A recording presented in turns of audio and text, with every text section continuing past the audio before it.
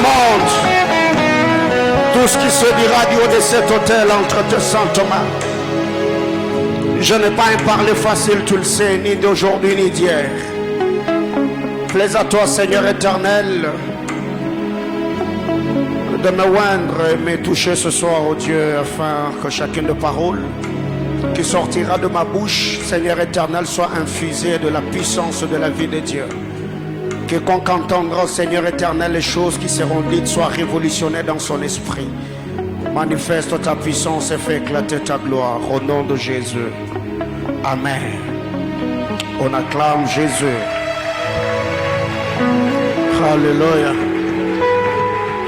Que Dieu nous bénisse abondamment. Rapidement, avant de me quitter, de remerciements et autre chose, je voudrais que nous puissions célébrer et ovationner Jésus-Christ par nos acclamations. Ouais. Il mérite nos cris de joie, il mérite d'être célébré, il mérite d'être exalté, il mérite d'être magnifié. Jésus, Jésus, Jésus, Jésus. Alléluia. Je vous prie alors de reprendre vos places. Que Dieu bénisse quelqu'un. Personnellement, je tiens à dire merci au Seigneur, le rendant de multiples actions de grâce, pour son amour, sa grâce, sa bonté, ses offerts. Après un grand travail abattu à Johannesburg, j'avais vraiment besoin de me rafraîchir, de passer du temps dans la prière et ça valait la peine. Tout ce que le Seigneur a fait depuis le mardi, jour pour jour, nous bénissons le Seigneur pour tous les intervenants qui ont défilé du haut de cet hôtel. Commençant par le berger Jonas, le pasteur David Riffin Langumba, et hier nous étions là avec le pasteur Caleb Lombagna. Que le Seigneur bénisse abondamment ses serviteurs pour leur disponibilité, pour le travail abattu, pour le fardeau et la qualité de messages dispensés du haut de cet hôtel. Et personnellement, je dis merci à l'équipe de la jeunesse. Que le Seigneur, Dieu d'Alliance, vous bénisse abondamment. Organiser de telles assises, je sais ce que ça coûte en termes de réflexion, préparation sur le plan spirituel, sur le plan organisationnel. Que le Seigneur Dieu de grâce vous rende encore de plus en plus utile dans cette commission et dans cette juridiction, afin que dans les temps à venir, que nous ayons des overflows qui vont nous permettre d'inviter même des prédicateurs venant des États-Unis, venant de l'étranger. Je crois qu'on va y arriver. Et je ne remercierai pas l'équipe de la jeunesse sans remercier les deux bergers, le berger Amy qui est à Kinshasa et le berger Jonas qui est ici avec nous au four au moulin. Que le Seigneur vous bénisse abondamment. Que Dieu bénisse l'équipe avec qui vous travaillez. Je n'étais pas là sur la ville, mais je trouvais que vous avez tout fait. Ça prouve à suffisance que vous avez grandi et vous avez compris ce que j'attends de vous. De tout cœur, je vous aime et vous recommande à la grâce de Dieu. Merci également à vous, jour pour jour. Vous avez été là, priant, offrant, adorant, célébrant le Seigneur. Que le Dieu que vous avez cherché pendant ces assises vous honore. Qu'il se révèle à vous et que chacune de paroles de grâce libérées sur vos vies du haut de cet hôtel, que cela se fasse chair. Je voudrais également remercier l'homme de Dieu, Daniel Lubam, et son équipe. Est-ce qu'on peut acclamer le Seigneur? Merci beaucoup pour la disponibilité. Merci pour l'atmosphère jour pour jour. Vous avez été là, je sais que c'est fatigant, c'est épuisant.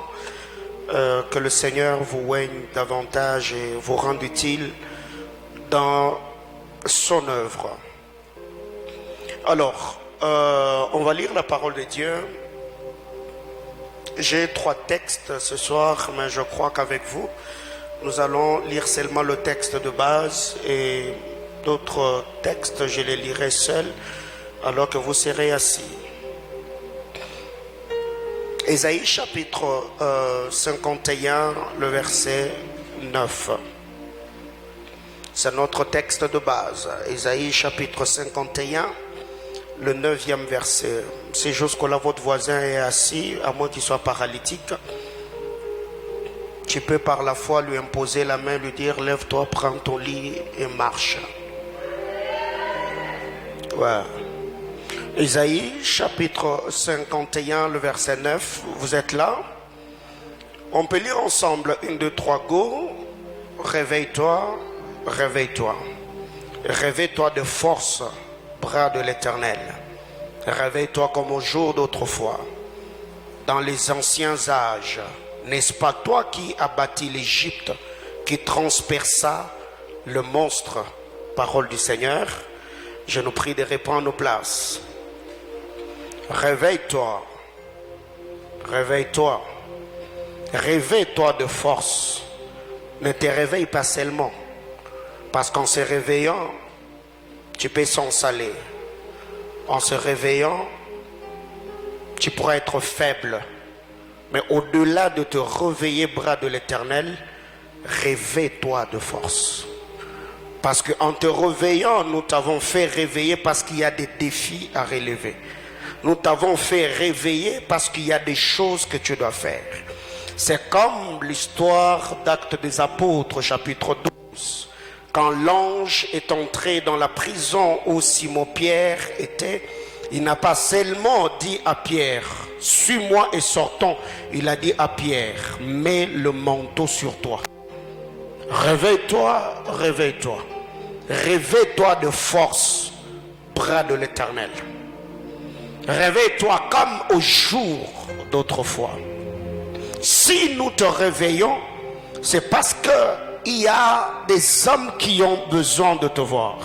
Si nous t'appelons, c'est parce qu'il y a un malade qui a besoin de recevoir la guérison de manière miraculeuse. Si nous te réveillons, c'est parce qu'il y a une femme qui voit son mariage en train de battre l'aile et qui a besoin de la paix. Si nous te réveillons, réveille-toi de force de l'Éternel, parce qu'il y a un homme, depuis qu'il a fini ses études, il est à la quête d'un emploi. Alors si nous te réveillons, c'est parce que nous avons besoin de te voir à l'œuvre. Mais ce que tu es censé faire aujourd'hui, tu dois te référer à ce que tu as fait au jour d'autrefois. Réveille-toi, réveille-toi, bras de l'Éternel, et réveille-toi de force. Réveille-toi comme au jour d'autrefois, comme dans les temps anciens ou comme dans les anciens âges. Et la question que l'on pose au bras de l'Éternel, n'est-ce pas toi qui as bâti l'Égypte? Parce que si ce n'est pas toi, dis-le-nous, on va te laisser tranquille. Si ce n'est pas toi qui as transpercé le monstre, dis-nous, on ne va pas t'inquiéter. Mais si c'est toi qui l'avais fait, réveille-toi, bras de l'Éternel. Alors, à part le texte d'Ésaïe 51, je voudrais qu'on lise, j'aime la parole de Dieu, je voudrais qu'on lise Deutéronome, chapitre 4, du verset 32 au verset 34. Deutéronome, chapitre 4. Pour ceux de la maison, ils savent que j'aime pas donner beaucoup de textes, mais aujourd'hui je vous lis Deutéronome chapitre 4 du verset 32 au verset 34. La Bible déclare: interroge les temps anciens qui t'ont précédé depuis le jour où Dieu créa l'homme sur la terre, et d'une extrémité du ciel à l'autre. Il n'est-il jamais si grand événement? A-t-on 8 choses semblables? Le verset suivant: fut-il jamais un peuple qui a entendu la voix de Dieu parlant du milieu du feu, comme tu l'as entendu et que tu sois demeuré vivant? Fut-il jamais eu un Dieu qui essaya de venir prendre à lui une nation du milieu d'une nation, par des épreuves, par des signes, par des miracles et des combats? à main forte et à bras étendus, et avec des prodiges, des terreurs, comme l'a fait pour vous l'Éternel, votre Dieu, en Égypte et sous vos yeux. Le dernier texte, je suis dans Psaume 74. Psaume 74, on lira à partir du verset 9 au verset 15. Psaume 74, du verset 9 au verset 15. La Bible déclare, nous ne voyons plus nos signes. Dans d'autres versions, on dit, nous ne voyons plus des signes miraculeux. Il n'y a plus de prophètes et personne parmi nous qui sache jusqu'à quand. Jusqu'à quand, ô Dieu l'oppresseur, outragera-t-il l'ennemi? Méprisera-t-il sans cesse ton nom? Pourquoi réduire-t-il ta main droite? Sors là de ton sang et détruis. Dieu est mon roi dès les temps anciens, lui qui opère des délivrances au milieu de la terre. Tu as fendu la mer par ta puissance. Tu as brisé le tête des monstres sur le zoo. Tu as écrasé la tête du crocodile. Tu l'as donné pour nourriture au peuple du désert. Tu as fait jaillir des sources et des torrents. Tu as mis à sec de fleuves qui ne tarissent point. Parole du Seigneur. On acclame le Saintes Écritures. Bien-aimés dans le Seigneur, nous sommes là dans ces assises autour de notre thème, comme au jour d'autrefois. Comme au jour d'autrefois, je venais de remercier tous mes prédécesseurs qui ont défilé du haut de cet hôtel. Souffrez peut-être que ce soir je revienne encore sur les mêmes choses qu'ils ont eu à dire, car les hommes nous ont dit, la répétition est la mère de la science. Ma plus grande joie ne sera pas de dire des choses nouvelles, de nouvelles révélations. Mais ma plus grande joie sera peut-être de dire les mêmes choses, mais qui auront un impact positif sur la vie de quelqu'un. Comme au jour d'autrefois, c'est le cri d'une âme qui désire Dieu. Comme au jour d'autrefois est un besoin pressant d'un homme qui sent le vide en lui et fait appel au puissant de Jacob pour être soutenu et assisté. Je ne sais pas si ça vous est déjà arrivé dans votre marche avec le Seigneur. Vous craignez Dieu, oui. Dieu vous utilise, oui. Mais quand vous regardez ce que Dieu fait, vous dites à Dieu, je n'ai pas seulement besoin de voir les choses que tu fais aujourd'hui, mais j'ai encore beaucoup plus besoin de voir les manifestations passées. J'ai besoin de te voir à l'œuvre. J'ai besoin d'être touché à nouveau. J'ai besoin d'être environné par la nuée de ta sainte et glorieuse présence. Comme au jour d'autrefois, c'est le cri d'un homme qui a fait la rétrospection des choses vécues dans le passé et désire d'une intervention surnaturelle de Dieu dans le présent. Comme au jour d'autrefois, c'est un homme qui a fait la rétrospection des exploits passés et fait appel au Seigneur en disant à Dieu, fais quelque chose, mais ce que je veux que tu fasses, j'aimerais faire à ce que tu as fait au jour d'autrefois. Certes, ça sera de nouvelles choses, mais au moins j'ai besoin que tu me visites comme tu l'as fait dans le temps passé, comme au jour d'autrefois. Bien-aimé dans le Seigneur, je voudrais un moment revenir sur le texte de Deutéronome chapitre 4. Deutéronome 4, 32 à 34, je suis dans la version Bible du Semeur. La Bible déclare en effet, Israël, informe-toi sur les temps anciens. Informe-toi sur les temps anciens où tu n'étais pas encore né. Nous devons questionner l'histoire. Parlons de l'église du Congo, comment ça a commencé. Parlons des pères de l'église. Quelles sont les choses que le Seigneur a fait dans notre génération avant que nous ne naissions. Qu'est-ce que Dieu fait avec nos pères? Qu'est-ce que Dieu a fait avec le père de l'église?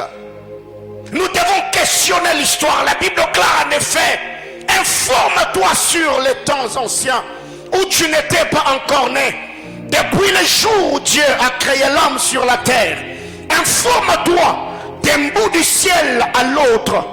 Est-il jamais arrivé un événement aussi extraordinaire? A-t-on jamais entendu rien de pareil? Un peuple a-t-il entendu comme toi la voix de Dieu, parlant au milieu du feu sans perdre la vie? Ça c'est extraordinaire. Quel est ce peuple qui a entendu une voix audible de Dieu dans le milieu du feu, et ce peuple-là est resté vivant? Donc si on entend la voix de Dieu de manière audible, nous sommes exposés à une chose, c'est la mort. C'est pour cette raison quand Moïse a dit à Dieu, montre-moi ta gloire dans les livres d'Exode, le Seigneur lui a dit, personne ne peut voir ma gloire et vivre. Mais s'il y a une chose qui peut, ou qui nous a fait entendre la voix de Dieu sans perdre la vie, ce n'est rien d'autre que sa grâce et sa miséricorde. Mais il y a une vérité importante que Dieu a jamais entrepris. Ça c'est ce qui a attiré mon attention. Quel est ce Dieu qui a entrepris d'aller chercher un peuple du milieu d'un autre peuple, à force d'épreuves, des signes miraculeux, des prodiges, par des combats, en intervenant avec puissance, en sémant la terreur, comme tout ce que l'Éternel votre Dieu a fait pour vous en Égypte, dont tu as été témoin. Le Seigneur a pris l'initiative. Il a entrepris ces démarches de lui-même, de son propre gré, d'aller dans une nation, arracher un peuple qui était sous la domination d'une autre nation. Et comment il a fait? Il a fait par sa main puissante et agissante, par de signes, de prodiges et de miracles. Aucun autre Dieu ne l'a fait sur la face de la terre. Bien-aimé dans le Seigneur, quand on dit réveille-toi, réveille-toi, bras de l'Éternel. On réveille le bras de l'Éternel pour que Dieu intervienne. C'est pour cette raison que la Bible déclare, Seigneur, ne retire pas ton bras. De la même manière, la Bible déclare dans les livres de Jérémie, ne retire pas ton épée. Étends cela, parce qu'en retirant l'épée, le diable ou l'ennemi prendra de l'avantage. Quand la main de Moïse était étendue, ne savez-vous pas que Josué était victorieux?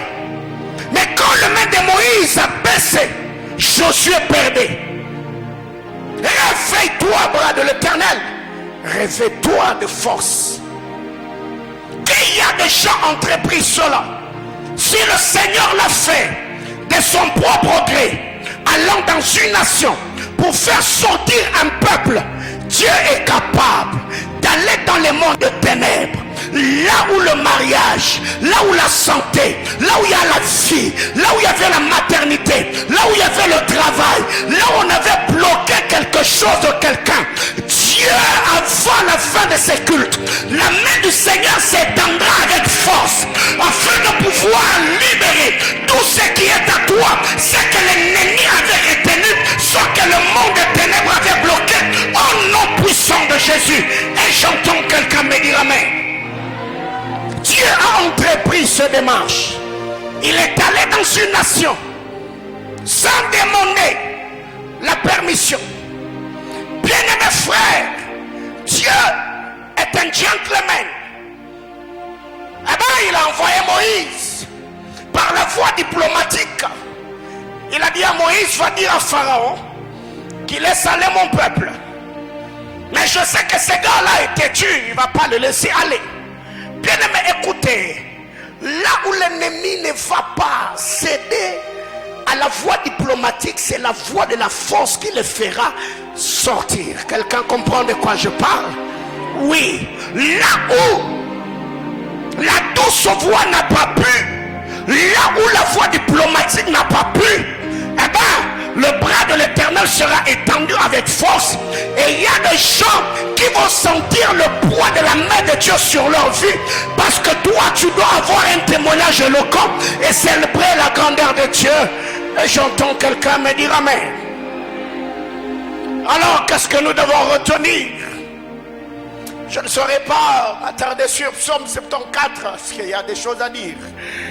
Bien-aimés, devez savoir que le Dieu de la Bible, de Genèse, Apocalypse, c'est un Dieu du débordement. Parce que ces assises est appelé overflow, le débordement. Le Dieu de la Bible est un Dieu du débordement.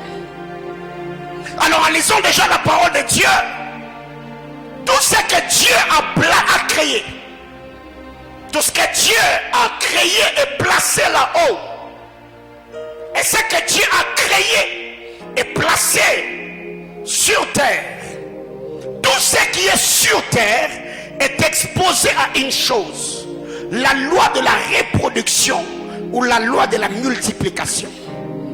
Tout ce qui est sur terre est appelé à se multiplier et à se reproduire. Mais ce que Dieu a créé et placé là-haut ne se multiplie pas, ne se reproduit pas. À titre d'exemple, le soleil ne s'est jamais multiplié, le soleil n'a jamais reproduit. La lune, depuis la création des cieux et de la terre, la lune n'a jamais connu la multiplication, moins encore la reproduction. Les étoiles, n'en parlons pas. Les anges ne se multiplient pas, les anges ne reproduisent pas. Mais quand vous lisez Genèse chapitre 6, pour que le Fils de Dieu, donc les anges déchus, puissent connaître la loi de la multiplication, eh bien, il devait quitter les sphères célestes et descendre sur terre en prenant la forme humaine. Quand les hommes se sont unis aux filles des hommes, c'est là que la race de géants est venue sur terre. Autrement dit, tout ce qui est là-haut ne se multiplie pas. Tout ce qui est là-haut ne reproduit pas. Mais tout ce qui est ici sur la terre est appelé à se multiplier, est appelé à se reproduire. J'ai une bonne nouvelle pour quelqu'un. Genèse chapitre 1er, le verset 11. Quand Dieu parle à la terre, il a dit que la terre produise la verdure, que les herbes portent la sémence et que les arbres fruitiers donnent du fruit. Déjà, quand vous lisez Genèse chapitre 1er, quand vous arrivez au verset 11, nous voyons la loi de la multiplication et la loi de la reproduction. Comment c'est? Quand Dieu regarde la terre, il a dit que la terre produise. Donc tout ce qui est sur terre est appelé à reproduire, est appelé à se multiplier. Genèse chapitre 1er, le verset 20. Dieu regarde les eaux. La Bible clare, les eaux produisent en abondance des animaux vivants. La terre a produit, les eaux ont produit. Et quand Dieu regarde l'homme, Genèse 1, 27 et 28, Dieu a béni l'homme. Et la femme, il a dit, soyez comment? Soyez féconds. Donc, c'est sur la terre. Tu ne te multiplies pas, tu ne te reproduis pas, ce qu'il y a un problème. Quelqu'un comprend de quoi je parle? Et même quand vous lisez Exode chapitre 1er, le verset 12, la Bible clare, plus on l'accablait, plus il faisait comment? Il s'est multiplié. Parce que les Égyptiens avaient une intention malveillante. La Bible clare, les hommes d'Israël ont été exposés à des durs travaux, au corvée.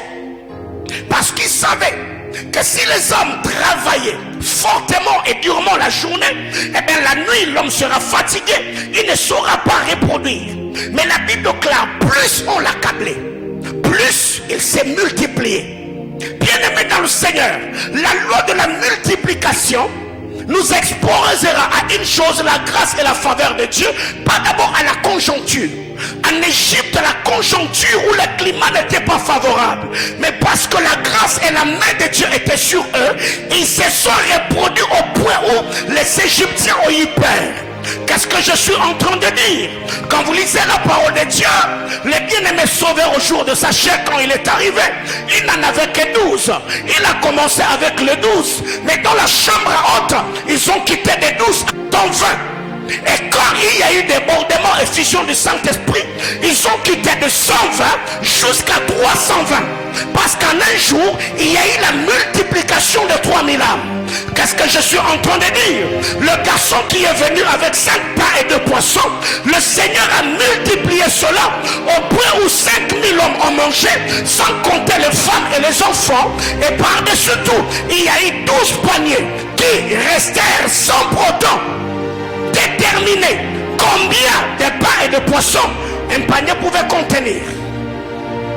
Bien-aimés frères, alors, si le Dieu de la Bible est un Dieu de la multiplication et de la reproduction, je lève ma main devant le trône de Dieu et je prie que Dieu te multiplie. Est-ce que je parle à quelqu'un? Je disais que je lève ma main, que ma main, le Seigneur le prenne comme sa main de l'Éternel qu'il a revêtue de force, afin que cette main sur ta tête puisse libérer une odeur, une grâce, une faveur surnaturelle qui va te permettre à te multiplier, qui va te permettre à émerger, qui va te permettre à t'étendre. J'active dans ta vie la loi de la reproductivité et la loi de la multiplication. Tout ce que tu touches se multipliera. Tout ce que tu toucheras se multipliera. J'étais en train de parler à quelqu'un qui était improductif. Ton ministère était improductif. Ton travail improductif. Tes entrailles improductifs. Je déclare dans ta vie que la main puissante agissant de Dieu vienne sur toi, que Dieu te donne la capacité de te reproduire en donnant ce de ton espèce. Au nom puissant de Jésus. Et j'entends quelqu'un me dire amen. Réponds ta place, c'est comme cela que ça se passe. Tout ce qui est là-haut ne se multiplie pas, ne se reproduit pas, mais tout ce qui est ici en bas sur la terre doit se multiplier. Ils doivent se reproduire. Alors, il y a des choses que nous devons comprendre. 3 questions à se poser. 3 questions à se poser. Seigneur, réveille-toi. Réveille-toi comme au jour d'autrefois. Si Dieu ne se révèle plus comme au jour d'autrefois, il y a 3 petites questions que l'on doit se poser. 1. Comment je vivais au jour d'autrefois pour vivre ce que j'avais vécu? Comment je vivais au jour d'autrefois? Comment je vivais pour vivre ce que j'avais vécu? Bien-aimés frères, il y a des gens qui ont changé de principe. Il y a des gens qui ont baissé la garde. Mais ils veulent que le Seigneur continue à les utiliser, à se révéler à eux comme au jour d'autrefois, alors qu'eux ne vivent plus comme ils vivaient au jour d'autrefois. Est-ce que tu continues à prier comme tu priais hier? Est-ce que tu continues à craindre Dieu comme tu le craignais hier? Est-ce que il y a aujourd'hui les disciplines que tu avais hier? Le problème n'est pas la manifestation de la puissance de Dieu, mais la question à se poser pour que Dieu se révèle à moi comme il s'est révélé hier. Comment je vivais? Comment je me comportais? Quelle qualité de vie j'avais autrefois pour que la main du Seigneur se manifeste dans ma vie? Il y a des gens aujourd'hui, Dieu te fait grâce, il continue à te bénir, mais ce que tu touches, ce sont des miettes. C'est payer la maison, c'est scolariser les enfants, c'est mettre le carburant, c'est acheter une belle chaussure, et ça s'arrête là. Mais quand tu regardes hier, la grâce, la faveur, la bénédiction de Dieu s'était attachée à ta vie. Mais depuis que Dieu avait commencé à te t'es béni. Tu étais devenu papa chéri.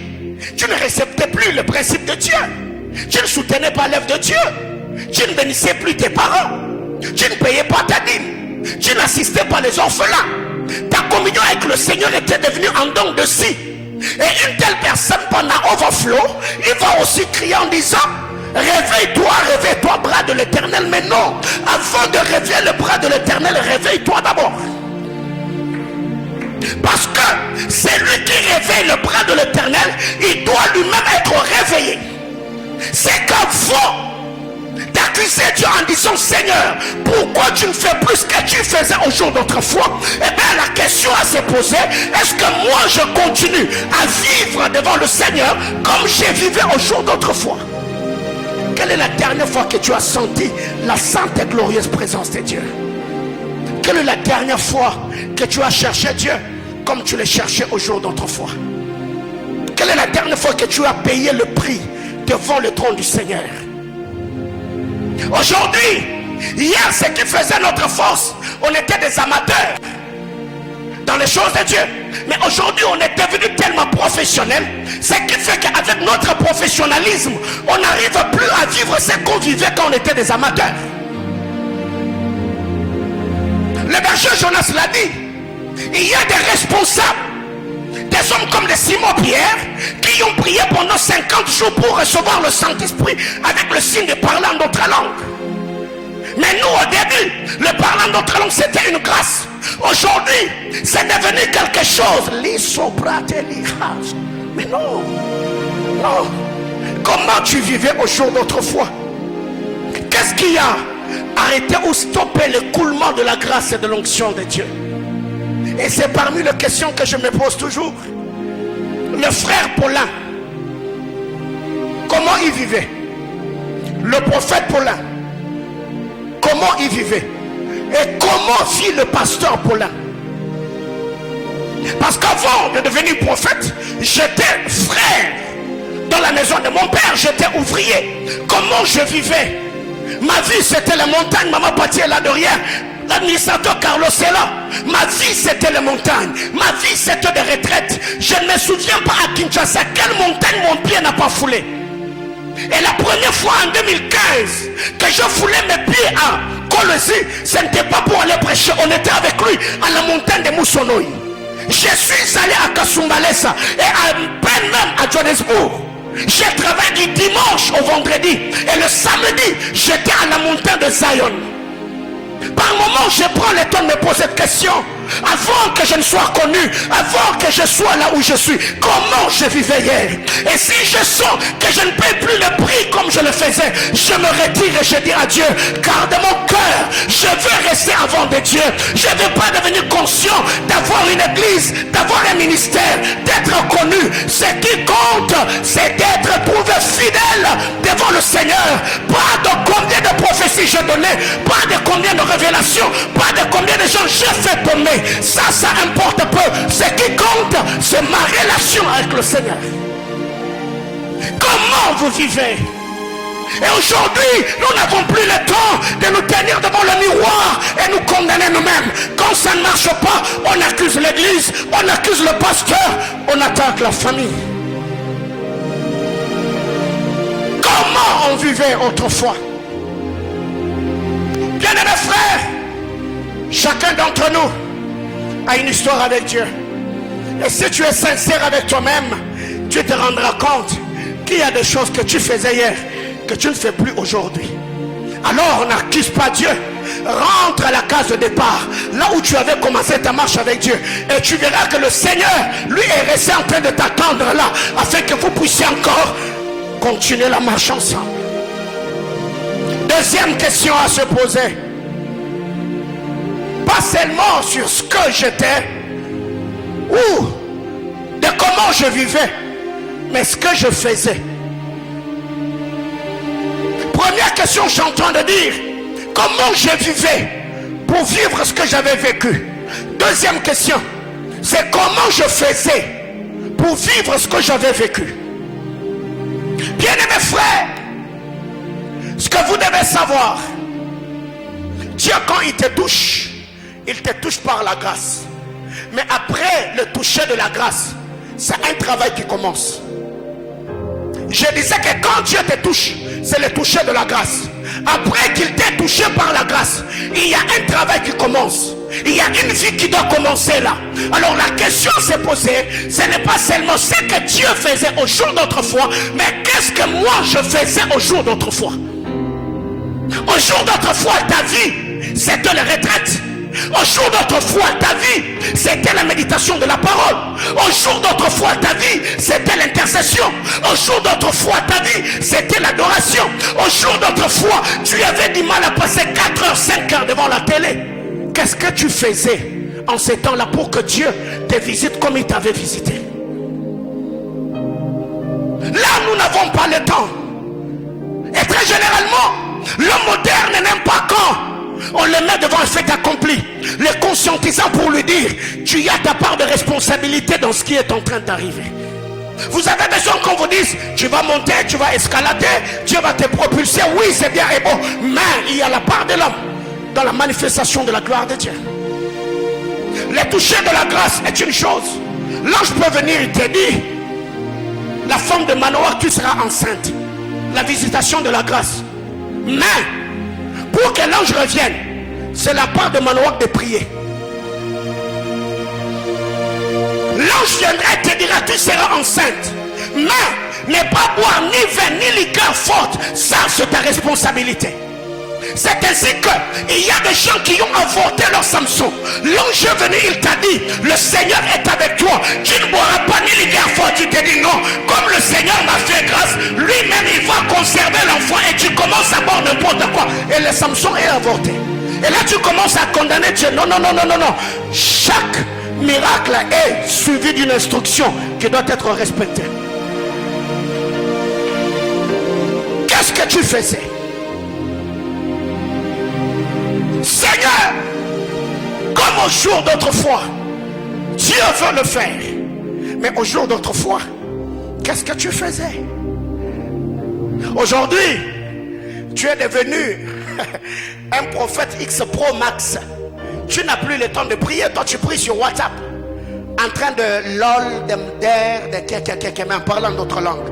Sobra telebeka, lol. Zazou chetalouza revradus catalia. Rasoute labré de catalia. M'der. Et une telle personne va te dire, oh non, je veux que mes yeux s'ouvrent. Oh non, frère. Si tu veux que les yeux s'ouvrent, il faut que ton téléphone s'éteigne. Éteins le téléphone, les yeux vont s'ouvrir. Voilà. Éteins, les yeux vont s'ouvrir. Comment je vivais? J'ai parlé avec le frère Paul avec qui j'étais à Johannesburg. Je lui ai dit, si je n'étais pas le pasteur de l'église Manaïm, cette fois-ci, j'allais rester à Johannesburg et j'allais dire à ma femme et mes enfants, venez. Parce que la manière dont Dieu m'a utilisé à Djobourg, frère, j'ai dit à Dieu, Seigneur, j'ai vécu ces choses en 2009, 2010, 2011, 2012. Que le Dieu qui m'avait touché autrefois revienne encore. Comment je vivais? Comment je faisais? Par moment, quand on est célibataire, je comprends qu'avec la conjoncture actuelle, il y a peut-être certaines choses qu'on ne fera pas. Mais papa, souviens-toi que tu as commencé avec Dieu avant que tu ne sois marié, avant que tu n'aies des enfants. Ma soeur, le fiançailles ou l'homme avec qui tu es maintenant en relation, cet homme-là, il est le produit de tes prières. Comment est-ce que ce que tu as reçu dans la prière peut te séparer du Dieu de ton intimité? Non, non. Je me battrai pour que mes enfants soient scolarisés. Je me battrai pour que mes enfants aient un héritage après la fin de mes jours sur terre. Mais mon intimité avec le Seigneur, je veillerai aussi à ce qu'elle soit intacte. Troisième question à se poser. Qui on était autrefois? Comment je vivais autrefois? Qu'est-ce que je faisais autrefois? Mais aussi, qui j'étais autrefois? Parce que le frère Moïse nous a dit, questionnez le passé. On doit poser des questions à notre passé. On doit faire la rétrospection. Qui j'étais autrefois? J'étais qui? Eh bien, si tu ne sais pas t'identifier, si tu ne sais pas te donner une appellation de la vie que tu avais autrefois, bien-aimé frère, tu ne te tireras pas d'affaire. Qui tu étais autrefois? Ce qui fait qu'aujourd'hui, il y a beaucoup de gens qui veulent rebondir dans leur présent pour avoir un futur glorieux, mais ils sabotent leur passé. Bien-aimé frère, ton présent et ton futur sera soutenu par le passé. Alors, avant de faire quoi que ce soit, essaye un peu de puiser dans ton passé. Qui tu étais autrefois? Si ce soir je t'ai posé la question, pour ceux qui se sont peut-être convertis en 2014, 2015, 2020, je ne sais pas. Eh bien, parce qu'aujourd'hui j'ai plus de 25 ans de vie chrétienne. La question que je voudrais poser à quelqu'un, qui tu étais autrefois? Parce que c'est ce que tu étais autrefois qui te permettait à vivre comme tu avais vécu autrefois. C'est la vie que tu avais autrefois qui t'avait permis de faire ce que tu faisais autrefois. Ce que j'étais m'a permis de vivre comme je vivais. Et ma manière de vivre m'avait permis de faire ce que je faisais. 3 questions. Normalement, je devais dire qui tu étais autrefois. Qu'est-ce que tu faisais? Comment tu vivais autrefois? Et qu'est-ce que tu faisais autrefois? Mais j'ai renversé l'ordre afin de te faire comprendre. Si tu veux que Dieu te visite à nouveau, commence d'abord à voir comment tu vivais, ce que tu faisais et ce que tu étais. Mais à part ça, je voudrais également dire un homme qui n'a ni histoire ni souvenir se contentera de ce qu'il vit, parce que l'histoire et les souvenirs nous révolutionnent toujours. Un homme qui n'a ni histoire ni souvenir se contentera de ce qu'il vit, car l'histoire et les souvenirs révolutionnent toujours. Pourquoi je dis ce que je viens de dire? Qu'est-ce qui nous pousse à désirer les jours d'autrefois? Qu'est-ce qui nous pousse, ou qu'est-ce qui peut nous pousser à désirer les jours d'autrefois? 2 choses. 1. Juge chapitre 6, le verset 13. 2 choses peuvent nous pousser. La liste est exhaustive, mais je vais parler de 2. 2 choses peuvent nous pousser à désirer la manifestation de Dieu comme un jour d'autrefois. Juge chapitre 6, le 13e verset. La Bible déclare: Gédéon lui dit: ah mon Seigneur, si l'Éternel est avec nous, pourquoi toutes ces choses nous sont-elles arrivées? Et où sont tous ces prodiges que nos pères nous racontent? Là, il y a quoi? L'histoire. L'histoire peut te pousser à désirer la manifestation du Dieu d'autrefois. Gédéon dit à l'ange de Dieu: si l'Éternel est avec nous, pourquoi toutes ces choses nous arrivent? Où sont les miracles que nos pères nous ont racontés? Bien-aimés frères, ça, c'est ce que la modernité, le modernisme ou l'évolution de la technologie est en train de ravir à l'homme africain. Au jour d'autrefois, on n'avait que des télés en noir et blanc. On n'avait pas trop de téléphones, on n'avait pas tout ce qu'on avait. On passait plus du temps dans nos familles. Les parents nous racontaient même nos origines.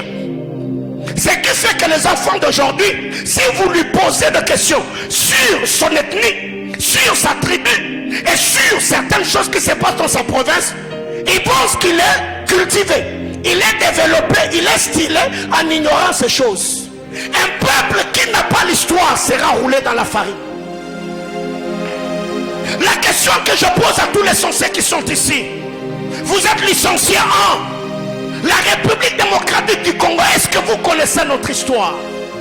Est-ce que tu connais l'histoire du Katanga? La République démocratique du Congo, nous savons combien de provinces. Mais non, on ne s'intéresse pas à ces choses. Est-ce que tu connais l'histoire de l'église du Katanga? Est-ce que tu connais comment ça a commencé? Non. Bien-aimés frères, qu'est-ce qui m'a poussé à désirer l'onction prophétique dans ma vie? C'est l'histoire de ma famille.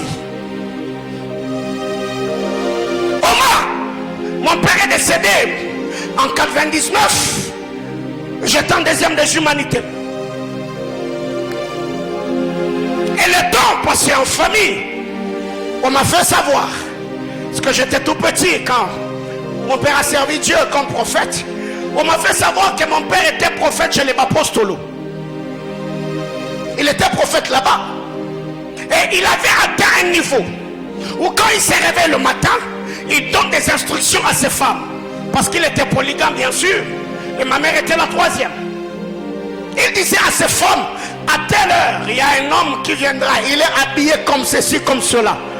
Vous lui diriez que de la part du Seigneur, Dieu a dit ceci, cela. Parce que moi, je suis en train de me reposer. Et à l'heure, comme il avait dit, ça s'accomplissait et ça s'est réalisé comme il avait prédit. Et quand j'ai entendu ça, j'ai dit, mais non, cette onction-là ne peut pas visiter ma famille et partir comme ça parce que mon père n'est plus. J'ai commencé à prier parce que la Bible déclare, c'est par la foi et la persévérance que plusieurs ont hérité les promesses. Les promesses n'étaient pas à eux, mais parce qu'ils se sont comportés comme ceux qui avaient reçu des promesses, ils sont devenus héritiers. Bien aimé, j'ai commencé à chercher Dieu, j'ai commencé à prier et jusqu'aujourd'hui, je suis le seul au sein de ma famille sur qui cette onction-là repose. Et d'ailleurs, le mardi, quand je suis arrivé, mon épouse m'a fait rire. À peine arrivé à la maison, j'ai trouvé ma mère qui était allongée à la véranda. Elle était en train de prendre l'air. À peine je venais d'arriver, elle était assise, me dit, rendons grâce à Dieu. Elle a prié, elle a rendu grâce et je suis entré. Et ma femme me dira, maman, il a prié. J'ai dit oui. C'est comme cela que ça se passe. Bien aimés frères, jusqu'aujourd'hui, je crois en 2020, quand je suis allé à Kinshasa pour parler de la vision Manaïm, ma mère n'était pas au courant. Je ne l'avais pas appelée, je n'avais appelé personne. Et j'entre dans la maison. Au lieu qu'elle soit surprise, elle me dit non, je savais que tu étais sur la ville. J'ai dit comment tu as su? Elle me dit mets-toi. Elle a commencé à prier. Pendant qu'elle priait, elle me dit la nuit d'hier, le Seigneur m'avait visité. Dieu m'a montré un homme. Il a détaillé mon père spirituel sans l'avoir vu. Et il m'a dit, tu es venu pour telle et telle autre chose. Je me suis dit sûrement, elle doit avoir parlé avec mon épouse. Et j'ai dit, comment tu as su? Écoutez ce que cette femme m'a dit. Elle me dit, je peux m'appuyer sur l'alliance de ton défunt père et te dire des choses qui doivent t'arriver dans 20 ans. C'est une femme, parce qu'elle était mariée à un homme qui est décédé, elle peut s'appuyer sur son alliance et prophétiser, prédire des choses sur son enfant. À combien plus forte raison, moi qui suis vivant, m'appuyant sur l'alliance de Jésus-Christ qui est assis à la droite de Dieu le Père, je décrète et déclare du haut de cet hôtel, à ma qualité de prophète de Dieu, que le Seigneur vous donne des choses qui vont vous étonner, que Dieu vous donne la capacité de marquer votre génération, que la main puissante agissante de Dieu vous prenne de là où vous êtes et vous place au plus haut niveau que vous n'avez jamais rêvé ni imaginé, au nom puissant de Jésus.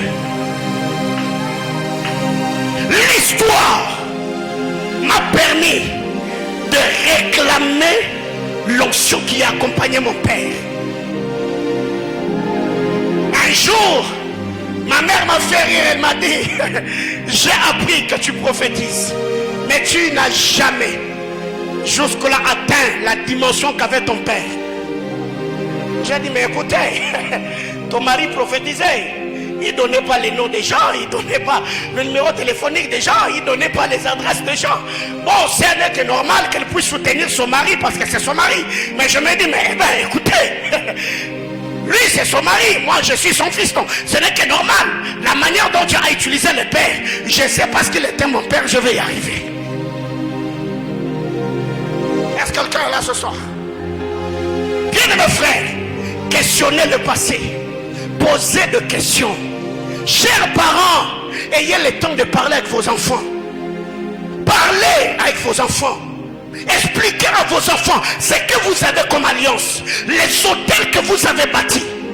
Parce que Abraham est payeur de dîmes, mais Lévi est percepteur de dîmes. C'est que tu peux dire à ton enfant, moi dans ma vie, j'ai fait telle et telle autre chose. Même après ton départ, ton enfant peut se retrouver dans le pétrin. Il peut se tenir devant Dieu et dire, souviens-toi de mon père. Mon père avait fait, mon père avait fait, mon père avait fait. Du haut de cet hôtel, je demande à Dieu que le Seigneur bénisse toutes ses soeurs, que Dieu bénisse tous ses frères qui ont sacrifié leur jeunesse en train de servir Dieu. Que Dieu se souvienne de vous et vous donne des enfants qui vont vous honorer, des enfants qui vont réjouir vos cœurs au nom puissant de Jésus.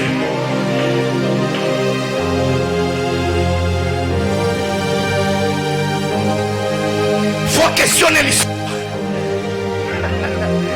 Faut questionner l'histoire. Car je vous ai toujours dit, dans une famille, il n'y a pas que des hôtels à renverser. Il n'y a pas que des liens à couper. Il y a aussi des hôtels à entretenir.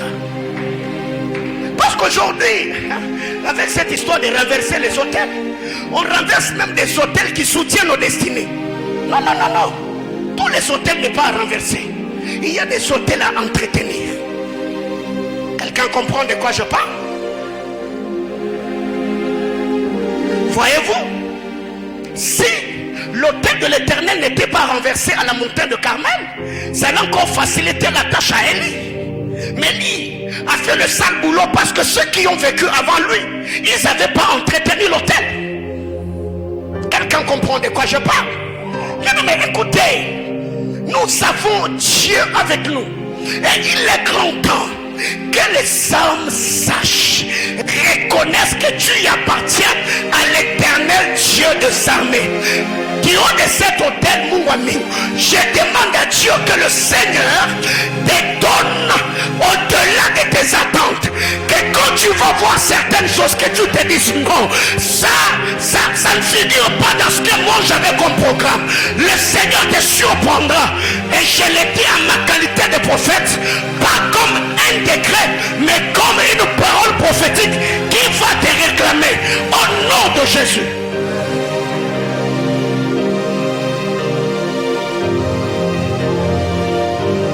J'avais dit deux choses qui peuvent nous pousser à désirer les jours de foi. Un, je parlais de l'histoire. C'est pourquoi quand vous êtes avisé, après ce genre de culte, rentrez à la maison, posez des questions à vos parents. Papa, parle-moi de ton parcours. Parle-moi de ton histoire. Parle-moi de notre province. Comment ça se passe chez nous? Il y a par moment certains liens qui vous bloquent, vous réclament parce que vous les ignorez. Quelqu'un comprend de quoi je parle? Parce que l'ignorance peut te garder dans la servitude. Mais dès que tu as la révélation que dans notre famille il y a tel lien, il y a tel combat, bien aimé frère, tu vas prier avec précision. Pourquoi? Parce que tu sais c'est à quoi tu fais face. Deuxième chose, je sens que je vais prier avec quelqu'un ce soir. Deuxième chose, Luc chapitre 15, le verset 17. Deuxièmement, Luc chapitre 15, le verset 17, c'est l'histoire que nous connaissons. Luc 15, le verset 17, la Bible déclare, étant rentré en lui-même, il se dit, combien de mercenaires chez mon père ont du pain en abondance, et moi ici je meurs de faim.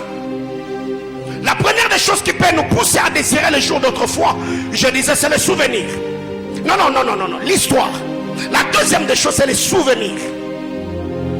La Bible déclare, si le fils prodigue est rentré dans la maison de son père, ce n'est pas parce qu'il avait appris comme Naomi que Dieu avait visité Bethléem.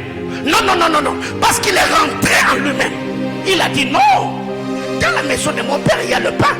Alors que moi ici, je cherche même à me rassasier des carouges que mangent les cochons, je n'en trouve pas. La Bible claire, il s'est dit en lui-même, je me leverai, j'irai. Je dirai à mon père, je péché contre Dieu et je péché contre toi. Bien aimé, les souvenirs peuvent te pousser à désirer la manifestation de la puissance de Dieu comme au jour d'autrefois. Quand tu regardes ton parcours, tu peux te dire non, mais ce que je vis, c'est pas ce que je vivais.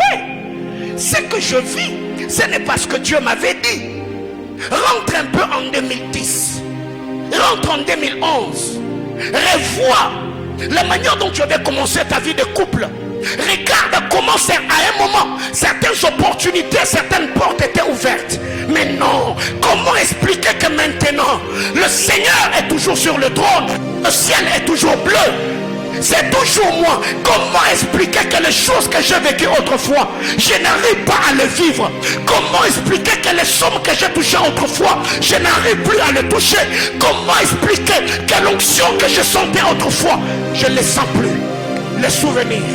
Et tu peux te dire, ça n'est assez. Après overflow, je pars à Kaoma, 3 jours de jeûne à sec. Les souvenirs. Bien-aimés frères, ça m'arrive souvent. Je suis un grand analyste et je passe beaucoup de temps à relire le fait. Ce qui fait que j'aime beaucoup la solitude. Mon épouse est là. Dans ma maison, il y a 3 pièces que je fréquente le plus. C'est ma chambre à coucher, ma chambre de prière et mon bureau. C'est les 3 plus importantes de ma maison. Bien aimé, écoutez, il y a des moments dans la vie où vous devez apprendre à vous asseoir face à vous-même. Vous vous posez des questions. Jonas, qu'est-ce qui est arrivé? Donc ça, qu'est-ce qui s'est passé dans ta vie? Tu n'as pas besoin que quelqu'un d'autre vienne te rafraîchir la mémoire. Non, non, toi-même tu fais la rétrospection, tu regardes ton parcours. Qu'est-ce qui a changé dans ma vie? La soif de Dieu que j'avais, pourquoi je ne l'ai plus? L'onction que je sentais, pourquoi je ne le sens plus? Le porte que j'avais, pourquoi je ne le sais plus? Depuis un temps, toutes les relations que j'entreprends, ça tourne toujours en pourquoi, c'est quoi le problème? Et là, tu te rendras compte qu'il y a certaines choses que tu faisais hier qui étaient comme des ingrédients qui entretenaient ton alliance avec Dieu que tu ne fais plus. Et tu te diras non, ça n'est pas assez. Je rentre à la maison du Père. 2 choses, l'histoire et les souvenirs. Bien-aimés frères, mais beaucoup d'entre nous n'ont ni histoire ni souvenir. C'est ça le problème. Quelle est l'histoire que tu as avec Dieu? Ce qui fait que tu as commencé ta vie chrétienne moins sérieux. Et jusque-là, tu es toujours moins sérieux. Tu as commencé ta marche avec le Seigneur dans les aventures. Et jusque-là, tu es toujours dans. Toi, tu étais dans les bruits avant même que les bruits ne commencent. Les bruits ont commencé, ils t'ont déjà trouvé dans les bruits. Et quand tu voudras faire la rétrospection, tu te baseras sur quoi? Qu'est-ce qui sera le repère? Alors, 6 choses et je m'arrête là. Que faire? Alors, pour vivre ce qu'on a vécu au jour d'autrefois. Oh my God, je vais prendre 20 minutes et on va prier. Que Dieu m'aide dans 20 minutes à dire l'essentiel. 6 choses. Pour, si on veut vivre ce qu'on a vécu au jour d'autrefois. 1. Dis à ton voisin, ne brûle pas les étapes. Il ne faut pas brûler les étapes. Actes des Apôtres, chapitre 1er. Le verset 21 et le verset 22. Actes des Apôtres, chapitre 1er, le 21e et le 22e verset. Il faut donc que parmi nous, il faut donc parmi ceux qui nous ont accompagnés, tout le temps que le Seigneur Jésus-Christ a vécu avec nous, depuis le baptême de Jean jusqu'au jour où il a été enlevé du milieu de nous. Si on veut vivre ou réactiver la manifestation de la puissance de comme au jour d'autrefois, eh bien, Ne brûlons pas les étapes. Qu'est-ce que j'appelle brûler l'étape ici? Ça sera peut-être la conversion pour les uns, la repentance pour les autres. Parce que ici les apôtres ont dit, on ne peut pas choisir quelqu'un à l'apostolat s'il n'a pas été avec nous depuis le baptême des Jean. Or nous savons très bien que le baptême des Jean, les Jourdains, c'est là où la repentance, c'est là où la confession du péché se faisait. Donc autrement dit, quiconque veut vivre la manifestation de la puissance de Dieu comme au jour d'autrefois, il doit commencer avec nous. Où ça? Au Jourdain. Mais il y a des gens aujourd'hui qui parlent en d'autres langues par grâce sans pourtant passer aux eaux de baptême. Et il dit non, bisotosa ba chrétien X Pro Max. Moi j'ai pas besoin d'aller aux eaux de baptême. Dieu a brûlé les étapes. Non, non, non, non, non, non. La Bible déclare, quiconque sera baptisé, il fera comment? Il sera sauvé. Si tu veux, bien-aimé frère, le fils prodigue étant rentré à lui-même, il a dit je me leverai. Il a reconnu deux êtres qu'il avait offensés dans sa vie. Il a dit à son père, je péchais contre le ciel, Dieu, et je péchais contre toi. Alors si tu veux que le Seigneur se révèle à toi comme au jour d'autrefois, et tu sens que dans ta marche avec Dieu, il y a des choses que tu ne fais plus, rentre au Jourdain. Ne brûle pas les étapes. N'accuse pas quelqu'un, ne condamne pas quelqu'un. Répands-toi sincèrement. Demande pardon à Dieu. Rebâtis l'autel de l'intimité et le Seigneur te fera grâce. Quelqu'un est là? Deuxième chose. Tout commence là. C'est au Jourdain que ça commence. 2. Proverbe chapitre 22, le verset 28. Proverbe chapitre 22, le verset 28. Il déclare. Ça c'est un principe. Ne déplace pas la borne ancienne que tes pères ont posée. Deuxième chose, nous ne devons pas déplacer les bornes que les pères ont posées. Ne déplace pas la borne ancienne. Et quand l'apôtre Paul vient renchérir ce texte dans 1 Corinthiens, il dit n'allez pas au-delà de ce qui est écrit. Parce que Boaz était le proche parent. Mais quand Naomi a parlé à Ruth, il a dit à Ruth, ne va pas glaner dans le champ de quelqu'un d'autre. Reste dans l'enclos. Ne déplaçons pas le bon. On veut vivre le réveil que nos pères ont connu. Mais ne changeons pas le principe. Vivons comme ils ont vécu. Et le Dieu qui a marché avec eux, il marchera avec nous. Combien de jeunes gens aujourd'hui, au nom de la voyance, ils sont dans des pratiques malsaines. Combien de jeunes gens aujourd'hui fabriquent le prophétie, le miracle et autre chose. Ne déplaçons pas la mort. Si c'est la prière qui a fait la porte de nos pères, prions. Si c'était la sanctification, sanctifions-nous. Si c'était le respect de la doctrine, respectons la doctrine. Et le Dieu qui a marché avec eux se révélera à nous.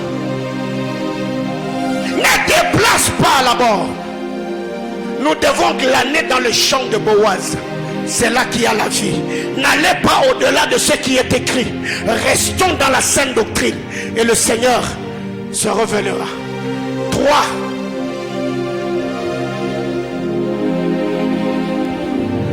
Ça, je vais donner le texte et je vais parler. Genèse chapitre 29, du verset 31 au verset 35. Genèse 29, 31, 35. Troisièmement, dans ta vie, il faut prier pour avoir des rubans. Il faut avoir des rubans. Ruben peut être un ami. Ruben peut être ton époux. Ruben peut être ta femme. Ruben peut être un membre de famille. Qu'est-ce qui arrive? La Bible déclare, Léa a mis au monde 4 enfants. Ruben, Siméon, Lévi et Judas. Quand vous arrivez au verset 35 du chapitre 29, la Bible déclare, Léa cessa d'enfanter. Ça s'est arrêté. La Bible déclare au temps de la moisson, Ruben sortit. Il alla dans le champ et ramassa le mandrangore. Quand il arrive avec le mandrangore, il donne le mandrangore à sa mère. Sa mère prend le mandrangore, donne à Rachel. Rachel prend Jacob et le met dans les bras de Léa. La Bible déclare, cette nuit-là, Léa tomba enceinte. Elle n'a pas enfanté un garçon seulement. Elle a eu encore 2 garçons et une fille. Qui a ramené Léa dans la saison d'autrefois? C'était Ruben. Ruben peut être un ami. Quand il arrive, il vient avec un feu, il vient avec une dimension nouvelle. Et te dit, mon ami, non, je ne t'ai pas connu ainsi. Toi, tu étais un homme de prière. Toi, tu étais un homme de jeûne. Comment est-ce que tu vis aujourd'hui dans la léthargie? Non, j'ai trouvé une maison de prière. Viens, on va aller en prière. La Ruben, c'est comme le prophète qui quitte le haut lieu, précédé par la lutte, le tambourin et la flûte. Quand ils rencontrent Saül, ils ont influencé Saül dans l'atmosphère prophétique. Mais ils ne l'ont pas laissé là. Ils ont pris Saül et sont montés avec eux au haut lieu. Ce sont des hommes, quand il arrive, il t'impacte par son onction, mais il ne te laisse pas là. Il t'amène pour te montrer le principe qui soutient son onction. Bien-aimés frères, vous ne savez pas ce que ça fait. Aujourd'hui, voir mes fils déchirer les Écritures, waouh, c'est glorieux. Je ne vais pas être le bon prédicateur de la communauté. Non, c'est que je vois l'excellence que je suis en train de voir à Kasumbalé, ça réjouit mon cœur. Bien-aimés frères, as-tu des Ruben dans ta vie? Où tu es entouré par les suceurs d'onction? Est-ce que tu y as vraiment des gens dans ta vie qui, malgré la saison qui est passée, ils peuvent se battre pour mettre à jour la saison qui est devenue obsolète? Si tu les as pas, frère, il faut prier ce soir et dire à Dieu, Seigneur, envoie-moi des Ruben. Il est parti. Vous voyez le cheminement.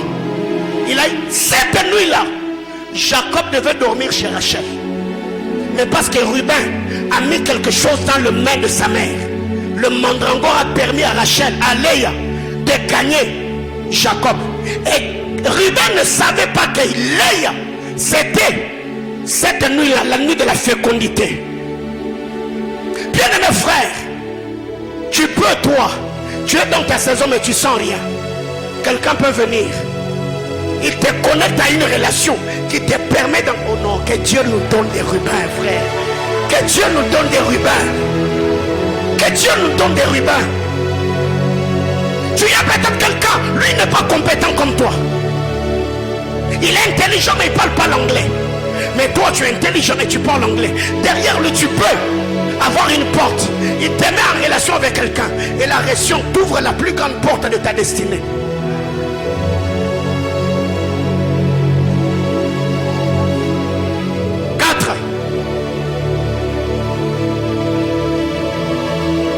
La prière. Il faut prier. Nous avons encore 10 minutes. On n'est pas en retard. On a 10 minutes. Il faut prier. Je vais le dire en passant. La première visitation de l'ange, c'était la visitation de la grâce. Ni la femme de Manoach, ni Manoach n'avait prié. Juge chapitre 13, le verset 8. Vous descendez. Ils n'avaient pas prié. La femme était dans le champ. L'ange du Seigneur apparaît. Il prophétise. Quand l'ange a donné la prophétie, l'ange a donné l'instruction accompagnant la prophétie. Quand Manoach arrive, il s'est dit non. Peut-être ma femme a omis d'autres choses dans ce que l'ange avait dit. Manoach a senti en lui qu'un besoin. Il a senti le besoin que l'homme de Dieu qui avait visité sa femme devait revenir. Vous pensez que Dieu n'avait pas vu cela? Dieu savait, n'est-ce pas? Mais pour que l'ange revienne, il a fallu que Manoach prie. Bien aimé, par la prière, tu peux mettre à jour une saison qui est déjà passée. Par la prière, tu peux ramener à la surface les opportunités passées. Les temps ne se rachètent pas, mais ça peut se racheter par la prière. Bien-aimé,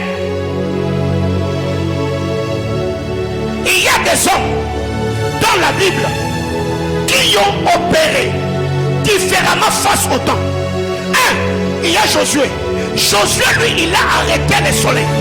Le temps s'est arrêté. 2, il y a le roi Ézéchias. Ézéchias, quand il a prié, il n'a pas arrêté le temps. Il a ramené le temps.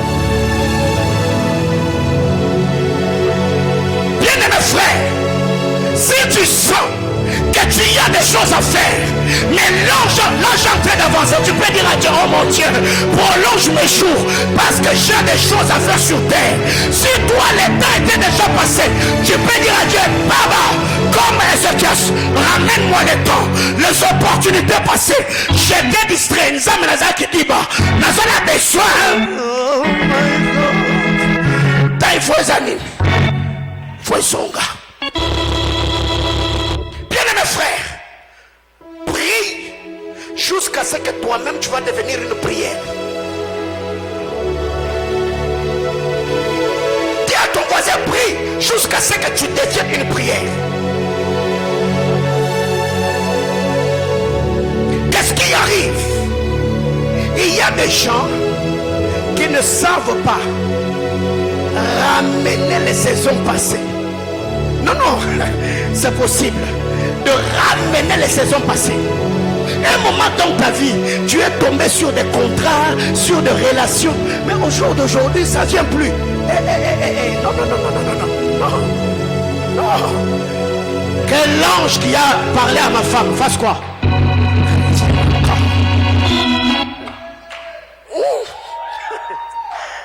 Que l'ange qui avait visité ma femme fasse quoi? Qu'il vrai revienne encore. Donc, vous devez comprendre le fonctionnement du monde spirituel. Si ça bloqué, tu peux mettre à jour les opportunités qui sont devenues obsolètes. Peut-être un moment, tu étais en relation avec des gens. Ces gens-là étaient une grande bénédiction pour toi. Après un moment, ils se sont volatilisés. Tu peux te souvenir des jeunes. Le ministre des hydrocarbures, là, on avait étudié avec lui, non? Même si on n'était pas trop proches, mais parce que moi et lui, on était dans une même salle. Papa, tu peux gagner sa conscience dans la prière. Les obras et tous les ligres de var. Père, je prie au nom de Jésus.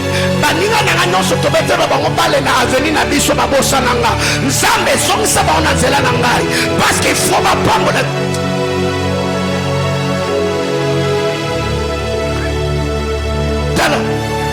Tu vois comme tu es là.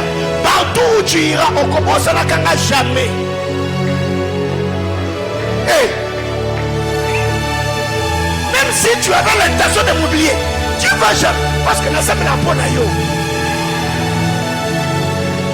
Il dit Seigneur, je le prêche, je gêne. Ce n'est pas moi, ça n'a pas été. Mais on va ça n'a pas été. S'il y a des jours, tu es dans ta maison, tu n'as pas aussi beaucoup d'argent que ça. Après un moment, et c'est la $100 amoureux, je suis là, Bimisanga. Non, priagi, la Bimisanga a besoin de bon. Tu n'as pas l'argent. $100, on m'aura moi sur le Moukoussa. Ah, j'ai dit ça en français. Ton propre $100, ça commence à te chatouiller. Tu as la démangeaison de ton propre argent. Jusqu'à ce que tu viens avec, tu me donnes. Et tu sais maintenant la précision. J'avais prié parce que j'avais besoin d'argent.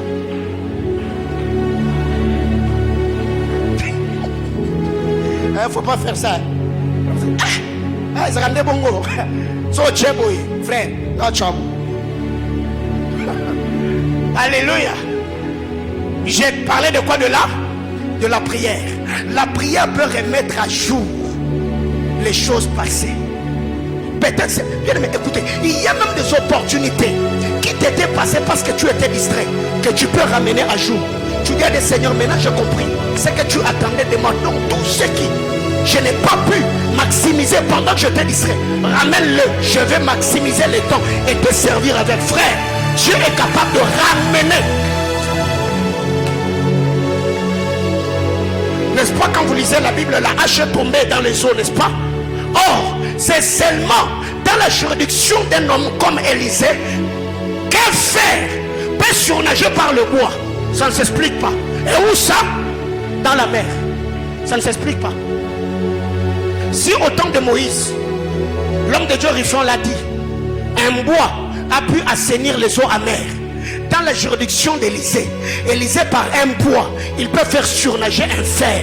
Quel est le fer, le poids que le fer a dans la mer? Mais quand on jette le bois, le fer peut surnager. Pourquoi? Parce que le poids est jeté. Bien aimé, il y a des bois que l'on va jeter ce soir dans ta destinée. Les opportunités perdues, les relations perdues, ils doivent surnager et tu dois les saisir. 5.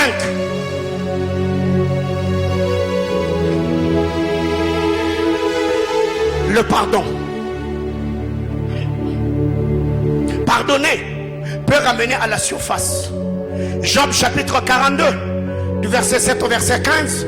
Je ne saurais pas faire l'étude exégétique parce que le temps est parti.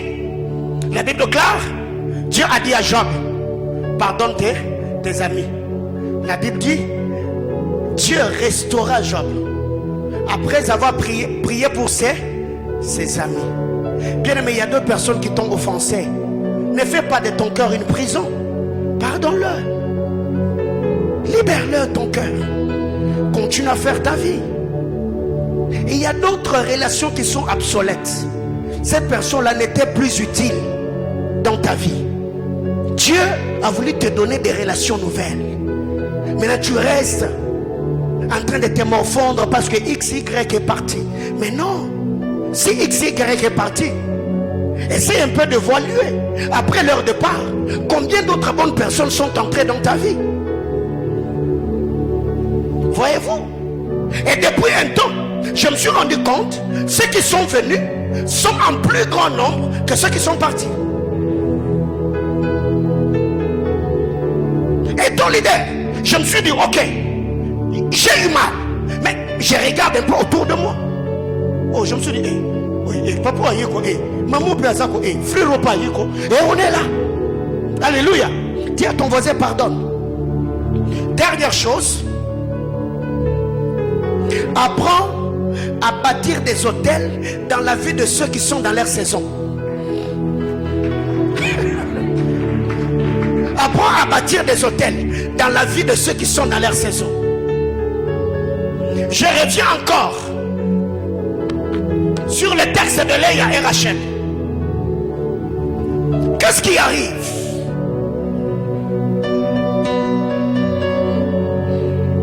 Riba est sorti.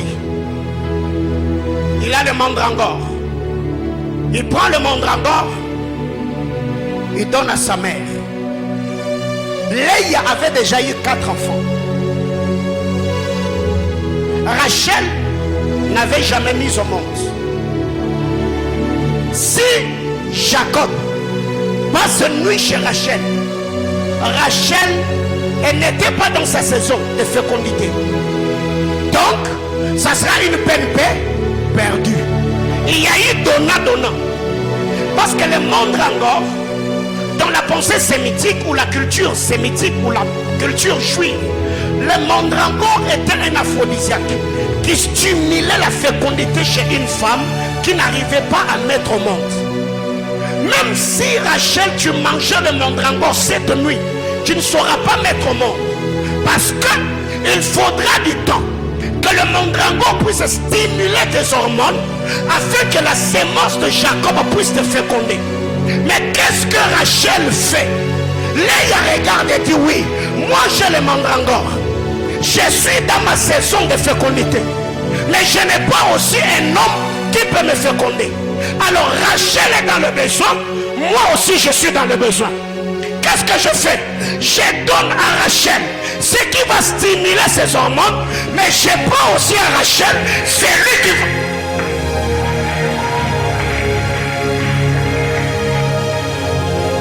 Bien-aimés frères, vous devez être intelligent. Alléluia. Parce que Léa, si tu manges le mandrangore, ça sera aussi une peine perdue. Tu vas rater la saison. Rachel aussi, si tu passes nuit avec Jacob, ça sera une peine perdue. Parce que tu ne vas pas mettre au monde. Alors que faire? J'accepte de perdre le mandrangore, c'est un échange. Hein? C'est un deal. Toi, tu as besoin d'un aphrodisiaque pour stimuler ta fécondité, je te donne. Mais moi aussi, je suis dans ma saison. J'ai besoin d'un homme qui peut me féconder, tu me donnes. Alors, qu'est-ce qui arrive? Quand tu as besoin de te marier, mais quand tu regardes à tes côtés, tu vois un autre frère qui n'a pas beaucoup de revenus, mais qui est en train de préparer son mariage. Que faire? Le choix est clair. Sème dans sa vie. Connecte-toi à cette grâce-là, afin que la grâce que Dieu lui a fait, que Dieu puisse t'aider. Il y a un de mes fils, un jour, il m'amène là où il a construit. Quand j'arrive, je vois la maison, je le regarde et j'ai dit, frère, toi et cette maison, incompatibilité totale. Comment tu as fait ça? Il m'a dit, papa, souvenez-vous qu'un jour vous m'avez donné une prophétie à ça. Frère, sur les champs, j'ai pris le peu que j'avais, je l'ai donné. J'ai dit, écoute, j'ai besoin d'avoir des maisons. Je te donne mon offrande, que le Dieu qui t'a permis d'avoir une terre et de construire une maison me fasse grâce. Un temps après, une soeur aux États-Unis, elle m'a offert une parcelle, maman bâti là derrière.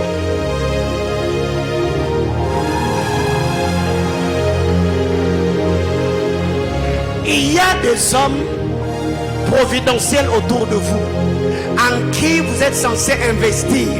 Mais c'est vous qui êtes tellement égoïste que vous pensez qu'à vous-même.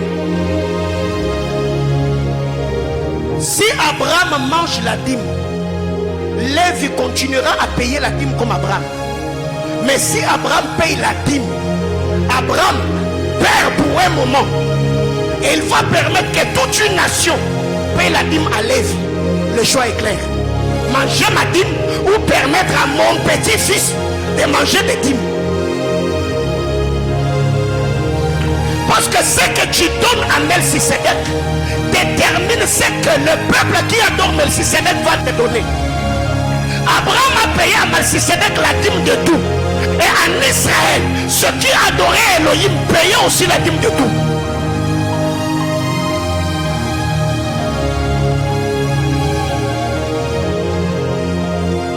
Au milieu de nous ici, si tu regardes, tu verras toujours qu'il y a un homme qui est dans sa saison. Il y a des hommes au milieu de nous ici. Quand tu sens les choses que tu es en train de faire avec ses frères, avec ses papas depuis un temps, ça c'est extraordinaire. Alors que faire? Connecte-toi à cet homme-là. Oui, dis-lui, papa, en tout cas depuis un temps, je vois comment tu es en train de bénir ta vie. Je n'ai pas grand-chose. Je te donne cette offrande. Prie pour moi. Que Dieu t'a fait grâce. Mais face aussi, c'est simple. C'est simple.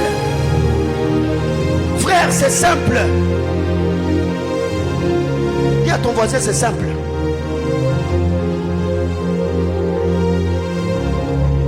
Un jour, un bien-aimé vient me voir, me dit, pasteur, j'ai besoin de 10 000 $ pour me marier. Mais jusque-là, tout ce que j'ai, c'était 40 ou 45 $, quelque chose comme ça. Il vient, il m'a donné ces 45 $. Et il me dit, vous avez toujours dit que sur vous, il y a l'onction de la prospérité. J'ai besoin de me marier. Je lui ai dit, tu veux te marier en quel mois? Il m'a dit, tel et tel autre mois. J'ai dit, ok. Vois-moi tel jour, je vais prier pour toi. Et le mariage a été célébré. Qu'est-ce que je suis en train de dire? Parce que vous, comme ça, quand on donne ces principes, maintenant vous commencez à m'écrire, papa, je vais bâtir mon hôtel. Je n'ai pas dit, venez avec votre argent, donnez-moi. Est-ce que c'est ce que je dis? Non. J'aime être un prédicateur équilibré. Et je vous ai toujours dit, le pasteur n'est pas l'unique bonne terre là où vous êtes censé s'aimer. Non. Ça c'est être égoïste. Je ne suis pas égoïste, à moi encore un pasteur cupide. Tu peux être en cours de route, tu vois un démuni. Job dit que la bénédiction de pauvre allait sur qui? Reposer sur lui. Tu peux, après avoir passé le gars, tu sens l'esprit de Dieu te dit, donne-lui. Et l'offrande n'est pas d'abord quantitative. L'offrande doit être qualitative. La qualité de l'offrande est la révélation attachée derrière l'action. Bien aimé, combien de saisons avons-nous raté parce qu'on est égoïste?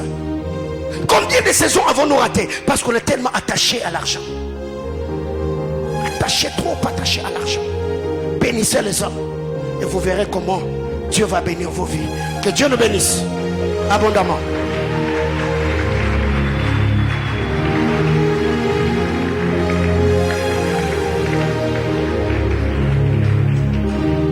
Alors, je voudrais pendant 5 petites minutes, ne partez pas avant la prière, s'il vous plaît. Je voudrais vraiment que l'on prie.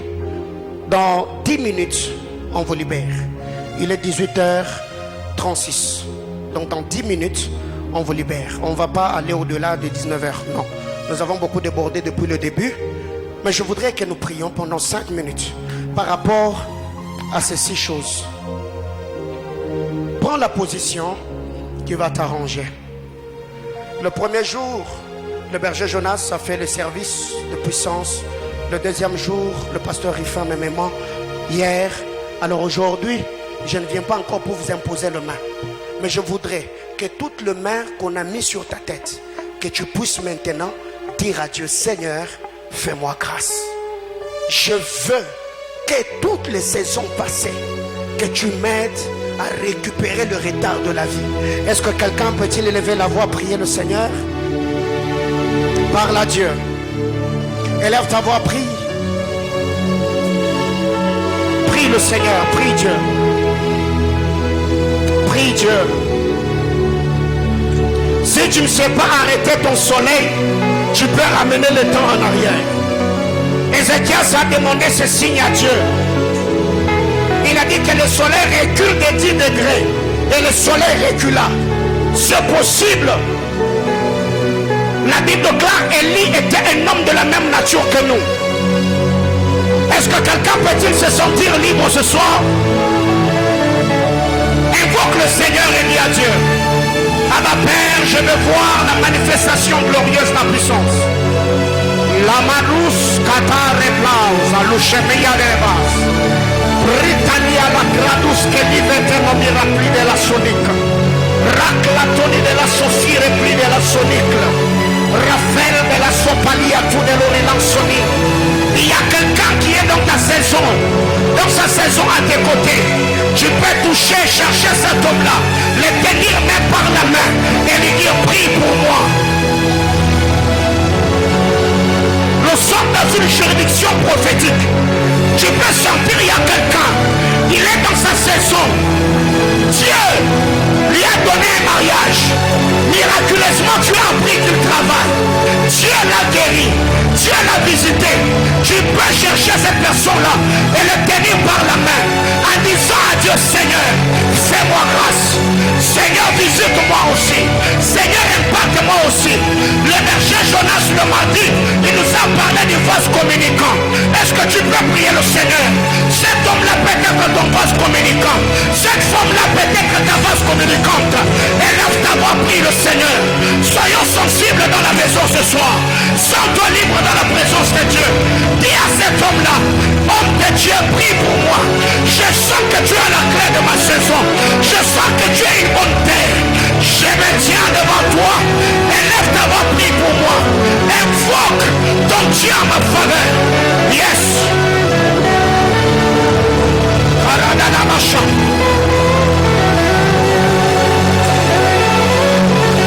Qui est ton vase communicant ce soir? Qui est ta vase communicante?